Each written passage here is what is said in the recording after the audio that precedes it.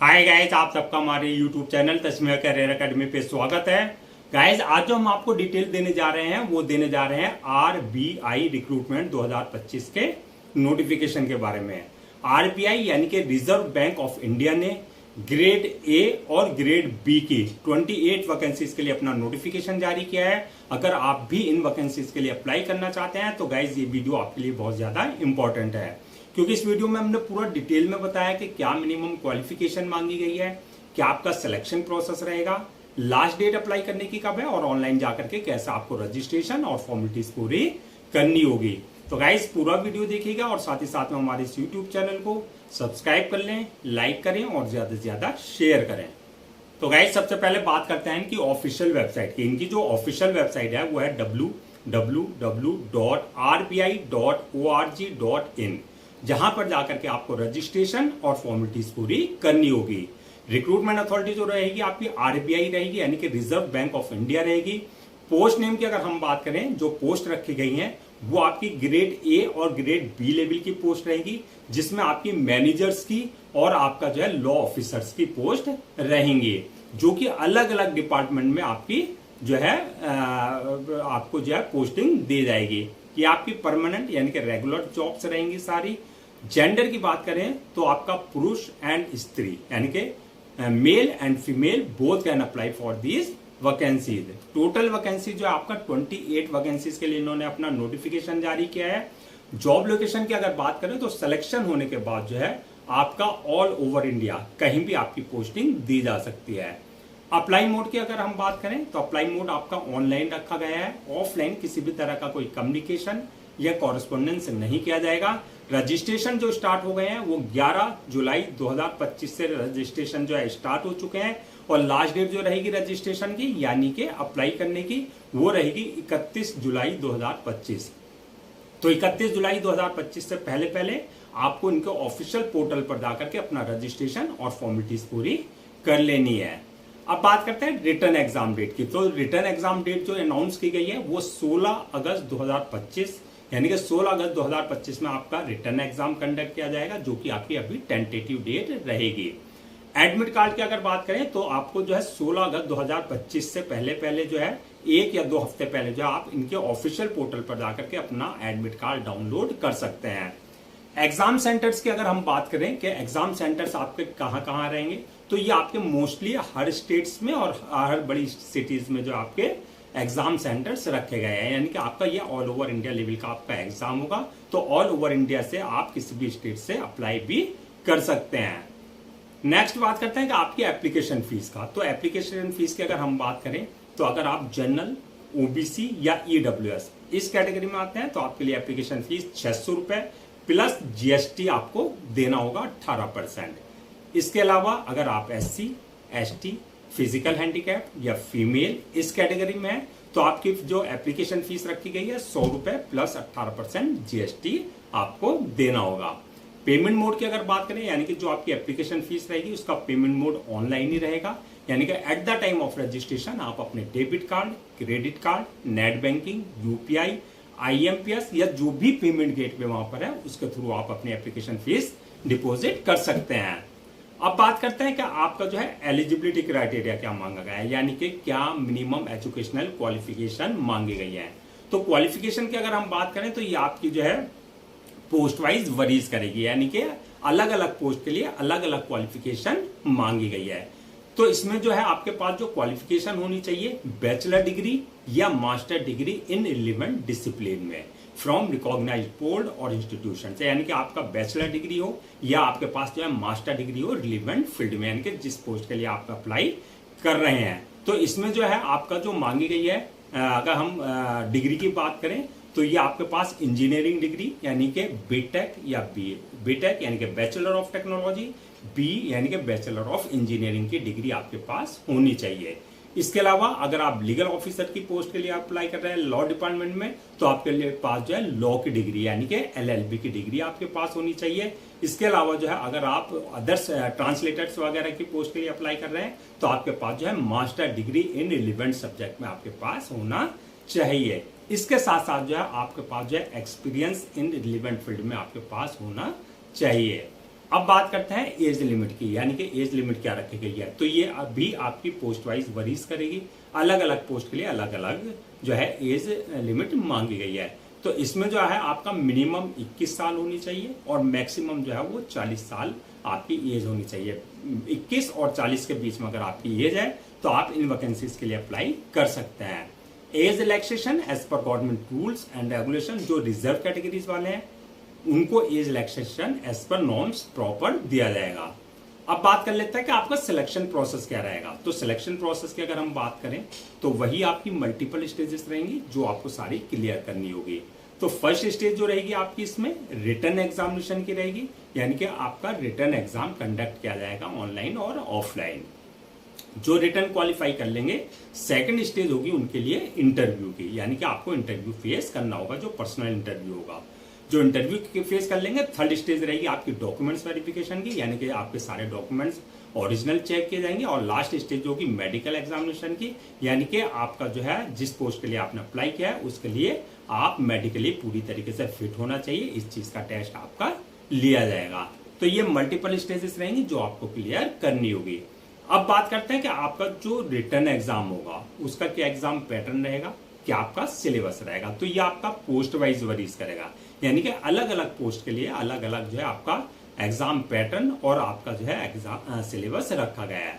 तो अगर आप अप्लाई कर रहे हैं मैनेजर लेवल की पोस्ट के लिए, जैसा आपका असिस्टेंट मैनेजर या मैनेजर की पोस्ट के लिए अलग अलग डिपार्टमेंट में, तो ये आपका जो पेपर का जो मोड होगा वो आपका जो है ऑनलाइन एंड ऑफलाइन रहेगा, ऑनलाइन और ऑफलाइन। दूसरा पेपर जो होगा आपका उसमें जो क्वेश्चंस होंगे वो आपके ऑब्जेक्टिव टाइप और डिस्क्रिप्टिव टाइप दोनों टाइप के क्वेश्चंस रहेंगे। जो आपका मैक्सिमम मार्क्स रहेगा वो आपके 200 नंबर का जो आपका रिटर्न एग्जाम लिया जाएगा फॉर मैनेजर्स पोस्ट के लिए, और आपका 35 नंबर का जो रहेगा वो इंटरव्यू रखा गया है। तो टोटल लगा के 235 नंबर का जो आपका इंटरव्यू और रिटर्न एग्जाम रहेगा मैनेजर्स की पोस्ट के लिए। अगर आप लीगल ऑफिसर्स की पोस्ट के लिए अप्लाई कर रहे हैं तो आपके लिए जो एग्जाम पैटर्न रहेगा वो आपका ऑब्जेक्टिव एंड जो है पेपर का जो पैटर्न रहेगा ऑब्जेक्टिव एंड डिस्क्रिप्टिव, वही आपका पैटर्न रहेगा। दूसरा पेपर ऑनलाइन और ऑफलाइन आपका कंडक्ट किया जाएगा, और मैक्सिमम मार्क्स जो इसमें रहेंगे, यानी कि जो पूरा पेपर रहेगा आपका 250 मार्क्स का रहेगा, और इसमें जो इंटरव्यू रहेगा वो आपका 40 मार्क्स का रहेगा। तो इस तरीके से आपका 290 मार्क्स का आपका ये रहेगा। अब बात कर लेते हैं सिलेबस की।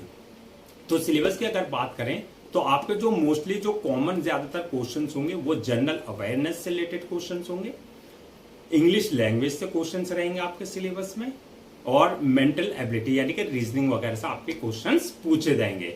इसके साथ साथ जो है आपकी जो प्रोफेशनल नॉलेज है, यानी कि जिस पोस्ट के लिए आपने अप्लाई किया है, जिस डिपार्टमेंट के लिए अप्लाई किया है, जैसे लीगल वालों के लिए लीगल से रिलेटेड जो है लॉ से रिलेटेड क्वेश्चंस होंगे, मैनेजर्स के लिए जो है आपका या असिस्टेंट मैनेजर के लिए जिस डिपार्टमेंट के लिए आपने अप्लाई किया है उससे रिलेटेड क्वेश्चंस होंगे, यानी कि जो आपकी प्रोफेशनल नॉलेज है, जो आपकी एजुकेशनल बैकग्राउंड है उससे रिलेटेड आपसे क्वेश्चंस आपके क्वेश्चंस जो पेपर में पूछे जाएंगे।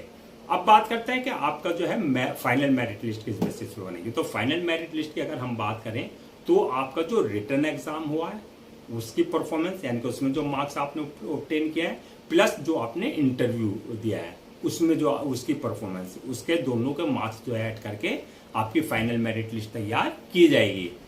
अब बात कर लेते हैं हम आगे के सैलरी एंड अलाउंसेस की। तो सैलरी अलाउंसेस की अगर बात करें तो ये भी आपकी पोस्ट वाइज वरीज करेगी।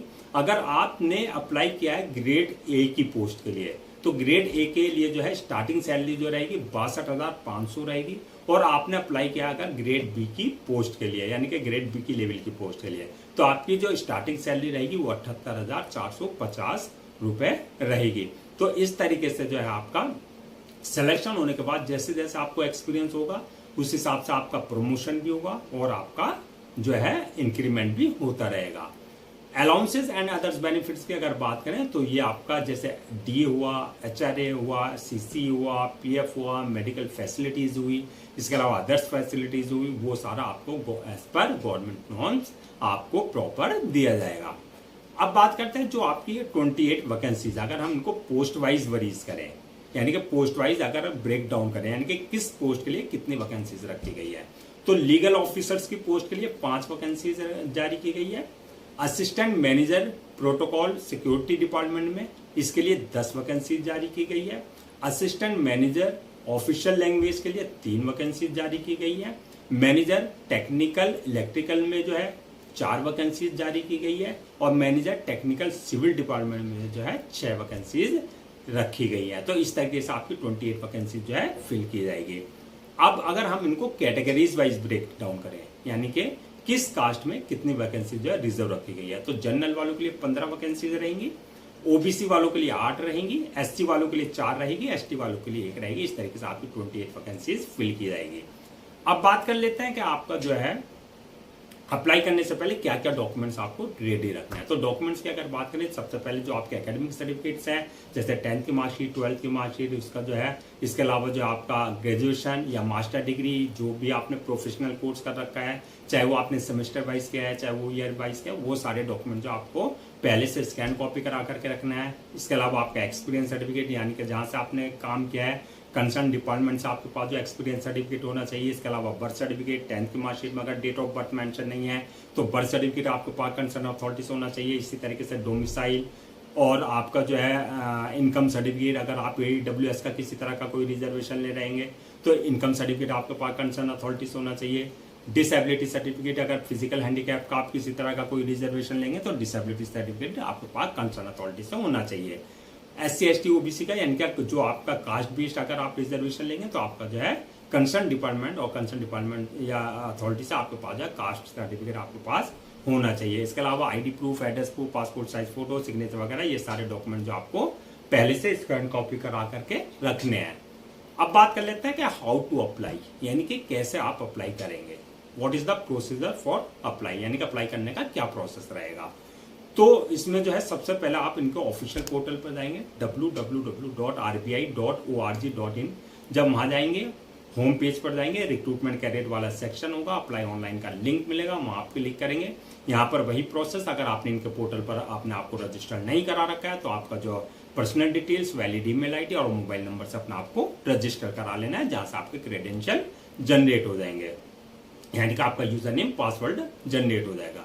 अगर ऑलरेडी आपने इनके पोर्टल पर करा रखा है अपने आपको रजिस्टर्ड, तो जो आपका यूजर नेम पासवर्ड है यानी कि क्रेडेंशियल है, उससे लॉगिन करना है। लॉगिन करने के बाद आपका एप्लीकेशन फॉर्म आएगा, उस एप्लीकेशन फॉर्म को पूरा फिल करना है, एक्यूरेट डिटेल्स बिल्कुल, जैसे आपका नाम, father name, mother name, date of birth, qualification, आपका एक्सपीरियंस वगैरह जो भी रिक्वायर्ड डिटेल्स है वहां पर बिल्कुल एक्यूरेट फिल करनी होगी।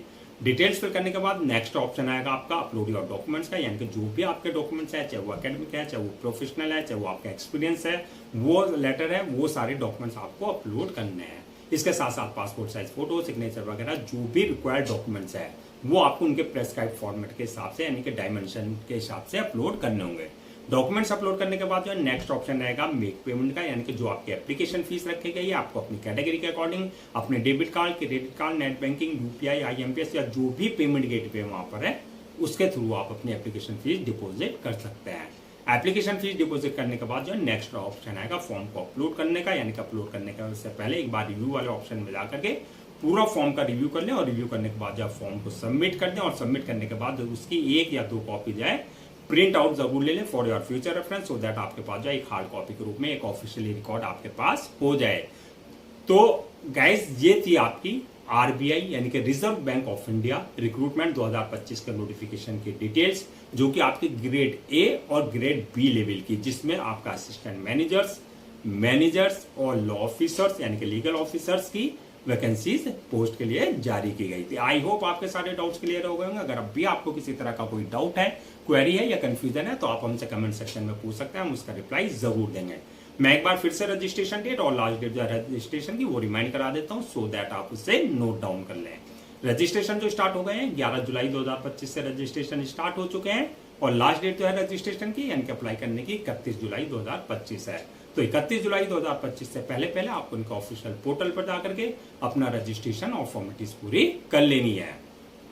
गाइज हम आपके लिए जितने भी गवर्नमेंट जॉब्स है या गवर्नमेंट एग्जाम्स है या उससे रिलेटेड जितने अपडेट्स होते हैं उस पर वीडियोस लेकर के आते हैं। इसके साथ साथ जो प्रॉपर कैरियर गाइडेंस पर आपके लिए वीडियोस लेकर के आते हैं। अगर आप भी चाहते हैं कि आपको प्रॉपर कैरियर गाइडेंस मिलती रहे, साथ ही साथ में आपको गवर्नमेंट जॉब्स और गवर्नमेंट एग्जाम्स के पूरे अपडेट्स मिलते रहे, तो आप लोगों से मेरी रिक्वेस्ट है आप हमारे इस यूट्यूब चैनल को सब्सक्राइब कर लें, लाइक करें और ज्यादा से ज्यादा शेयर करें।